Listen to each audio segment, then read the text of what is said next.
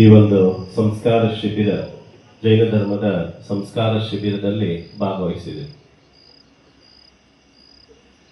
ಮೊದಲು ಈ ಶಿಬಿರವನ್ನು ಆಯೋಜನೆ ಮಾಡಿದ್ದಕ್ಕೆ ಹೊರೂರು ಜೈನ ಮಠದ ಸ್ವಾಮೀಜಿಯವರಿಗೆ ಅನಂತ ಅಭಿನಂದನೆಗಳನ್ನು ಅವರಿಗೆ ಅರ್ಪಣೆ ಮಾಡ್ತೀವಿ. ಯಾಕೆ ಅಂತ ಹೇಳಿದರೆ ಅವರ ದೂರದೃಷ್ಟಿತ್ವ ನಮಗೆ ತುಂಬ ಸಂತೋಷ ನೀಡಿತು. ನಮ್ಮ ಮಕ್ಕಳು ಈಗಾಗಲೇ ಶಾಲೆಯಲ್ಲಿ ರಜೆ ಸಿಕ್ಕಿದ್ರಿಂದ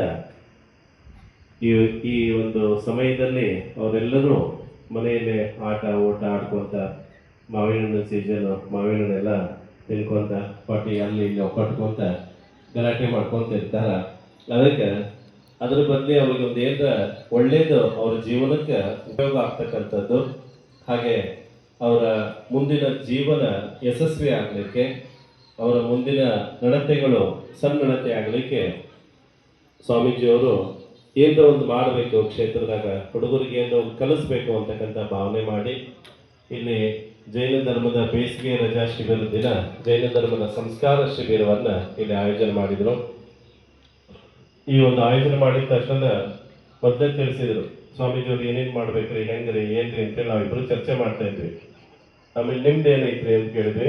ಆಚಾರ್ಯ ಶ್ರೀಗಳ ಆಶೀರ್ವಾದ ತಗೊಳ್ದು, ಆಚಾರ್ಯ ಶ್ರೀ ಗುಣಧರಂದಿ ಮಹಾರಾಜರ ಆಶೀರ್ವಾದ ತಗೊಳ್ಳೋದು, ಹಾಗೆ ಈ ಒಂದು ಶಿಬಿರ ಇಲ್ಲಿ ಆಗಬೇಕು ಅಂತ ಹೇಳಿದ್ರೆ ನಮಗೆಲ್ಲರಿಗೂ ಧರ್ಮ ಮಾರ್ಗದಲ್ಲಿ ನಮ್ಮನ್ನು ಮುನ್ನಡೆಸ್ತಕ್ಕಂಥ ಆಶೀರ್ವಾದವನ್ನು, ಹಾಗೆ ವಾತ್ಸಲ್ಯವನ್ನು ಧಾರೆ ಇರತಕ್ಕಂಥ ಆಚಾರ್ಯ ಶ್ರೀ ಪುಣ್ಯಸಾಗರ ಮಹಾರಾಜರ ಒಂದು ದಿನಾಂಕವನ್ನು ಮೊದಲು ಅವರು ತಗೊಂಡು, ಆಮೇಲೆ ಮಹಾರಾಜರಿಂದನ ಈ ಶಿಬಿರವನ್ನು ಅವರ ಸಾನ್ನಿಧ್ಯದಲ್ಲಿ ಅವರ ಆಶೀರ್ವಾದದಿಂದಲೇ ಇದು ಮಾಡಬೇಕು ಅಂತೇಳಿ ನಿರ್ಧಾರ ಮಾಡಿ ಮೊದಲು ರಜೆ ಮುಗಿದ ತಕ್ಷಣ ಮಾಡೋಣ ಅಂತಿದ್ವಿ. ಆ ನಂತರ ಮತ್ತೆ ಮಹಾರಾಜರು ಅನೇಕ ಪಂಚಕಲ್ಯಾಣ ಕಾರ್ಯಕ್ರಮಗಳಲ್ಲಿದ್ದರು. ಬಿಸಿಲು ಭಾಳ ಇತ್ತು, ಆದರೂ ಮಹಾರಾಜರು ಎಲ್ಲ ಕಡೆ ಹೋಗಿ ಪಂಚಕಲ್ಯಾಣ ಮಾಡಿ ಬಂದರು.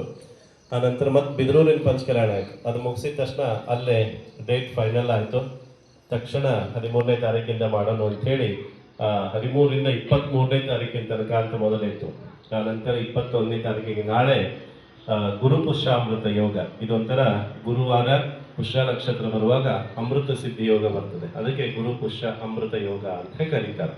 ಆ ಯೋಗದಲ್ಲಿ ನಾವೆಲ್ಲರೂ ಯಾವ ಕೆಲಸ ಮಾಡ್ತೀವಿ ಆ ಕೆಲಸ ಸಂಪೂರ್ಣ ಸಕ್ಸಸ್ ಆಗ್ತದ ಅಂತ ತಿಳಿಸ್ತಾರೆ.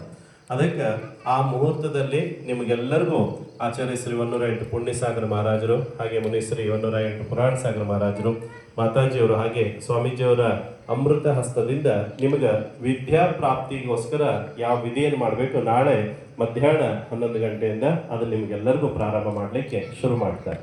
ಇಂಥ ಒಂದು ಯೋಗವನ್ನು, ಇಂಥ ಒಂದು ಅವಕಾಶವನ್ನು ನಮ್ಮ ಹೊರೂರು ಕ್ಷೇತ್ರದಲ್ಲಿ ಶ್ರೀ ಧರ್ಮಸೇನ ಭಟ್ಟಾರಕ ಮಹಾಸ್ವಾಮಿಗಳು ಇಲ್ಲಿ ಆಯೋಜನೆ ಮಾಡಿದ್ದಾರೆ. ಅದಕ್ಕೆ ಅವರಿಗೆ ನಾವು ಅಭಿನಂದನೆಗಳನ್ನು ತಿಳಿಸಿದ್ವಿ.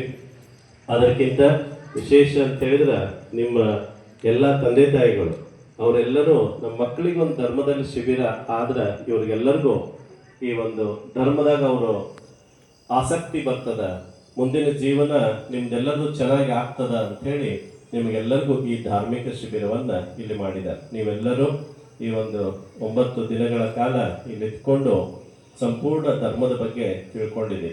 ನಮಗೂ ಕೂಡ ಎಷ್ಟು ಜನ ಬರ್ತೀರಿ ಏನು ಅಂತೆಲ್ಲ ಅನಿಸ್ತಾ ಇತ್ತು, ಆದರೂ ನಮ್ಮ ಯಾವ ಮಿತಿ ಇತ್ತು ಅದಕ್ಕೆ ಮೀರಿ ತಾವೆಲ್ಲರೂ ಬಂದಿದ್ದೀರಿ. ನಾವೇನು ಎಕ್ಸ್ಪೆಕ್ಟ್ ಇಟ್ಕೊಂಡಿದ್ದೀವಿ ಅದಕ್ಕಿಂತ ಹೆಚ್ಚು ಜನ ಬಂದು ಈ ಶಿಬಿರವನ್ನು ಯಶಸ್ವಿ ಮಾಡಿದ್ದೀರಿ. ಇದರ ಅನೇಕರು ತಮಗೆ ಗೊತ್ತಿಲ್ಲದೆ ಇರ್ತಕ್ಕಂಥ ಅನೇಕ ವಿಚಾರಗಳನ್ನು ತಿಳ್ಕೊಂಡಿದ್ದೀರಿ. ಇದು ನಿಮ್ಮ ಜೀವನಕ್ಕೆ ಯಾವಾಗಲೂ ಒಂದಿಲ್ಲ ಒಂದಿನ ಉಪಯೋಗ ಹಾಗೇ ಆಗ್ತದೆ. ನಾವು ಕೂಡ ಸಣ್ಣವರಿರುವಾಗ ಧರ್ಮದ ಬೀಜವನ್ನು ಕಾರ್ಕಳ ಆಶ್ರಮದಲ್ಲಿ ನಮಗೆ ಬಿತ್ತಿದ್ರು. ಅವತ್ತು ಬಿತ್ತಿರ್ತಕ್ಕಂಥ ಬೀಜ ಇವತ್ತು ನಾವು ಸ್ವಾಮೀಜಿಯವರಾಗಿ ನಿಮ್ಮ ಮುಂದೆ ಕೂತ್ಕೊಂಡಿದ್ದೀವಿ. ಇವತ್ತು ನಿಮ್ಮ ಮನಸ್ಸಿನಲ್ಲಿ ಧರ್ಮದ ಬೀಜವನ್ನು ಹೊರೂರು ಕ್ಷೇತ್ರದಲ್ಲಿ ಆಚಾರ್ಯ ಶ್ರೀ 108 ಪುಣ್ಯಸಾಗರ ಮಹಾರಾಜರು, ಹಾಗೆ ಪುರಾಣ ಸಾಗರ ಮಹಾರಾಜರು, ಮಾತಾಜಿಯವರು, ಸ್ವಾಮೀಜಿಯವರು ನಿಮ್ಮ ಮನಸ್ಸಿನಲ್ಲಿ ಇವತ್ತು ಧರ್ಮದ ಬೀಜವನ್ನು ನಿಮಗೆ ಇಲ್ಲೆಲ್ಲರಿಗೂ ನಿಮ್ಮ ಮನಸ್ಸಿನಾಗ ಇವತ್ತು ಬಿತ್ತಿದಾರ.